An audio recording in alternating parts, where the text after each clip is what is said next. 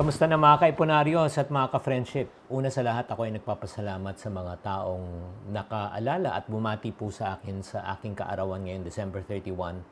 Maraming salamat po sa bottom of my heart for taking time to really celebrate and greet me.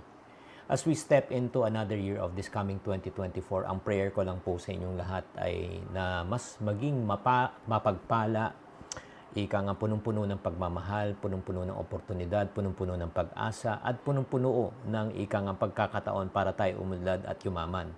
At sana naman itong taon na ito, mas mapapalapit po tayo sa ating mga minimithing mga pangarap sa ating buhay. At kung may mga pagkakamali man tayong nagawa this coming 2023, sana kapulutan po talaga natin ng aral. At itong mga pagsubok at mga pagkakamali po na nagawa po natin ay magiging leksyon para tayo ay maging matibay at maging mapanuri at maging matalino sa ating pagdedesisyon this coming 2024. At nagpapasalamat ako sa inyo, sa inyong pagbati as my gift to all of you.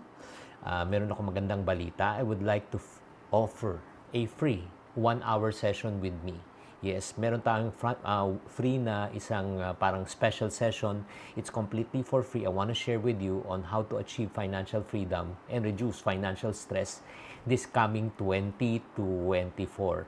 Interesado ka ba in attaining yung tinatawag nating financial freedom this year? If your answer is yes, nako, ito na po ang pinakakahintay ninyo pong kasagutan. So, kailan po to? Join me on my YouTube channel, Think Positive, on December 31. December 31 po, alas 8 po ng gabi. Mark it on your calendar.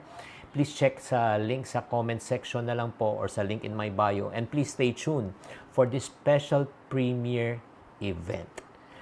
Okay, this is Chinky Tan na nagsasabing tamang karunungan, tamang disiplina po ang susi sa pagyaman. Ako ang inyong pambansang wealth coach na ika nga pinagpe-pray ko maging magpapala itong taon na 2024. Happy New Year po sa inyong lahat.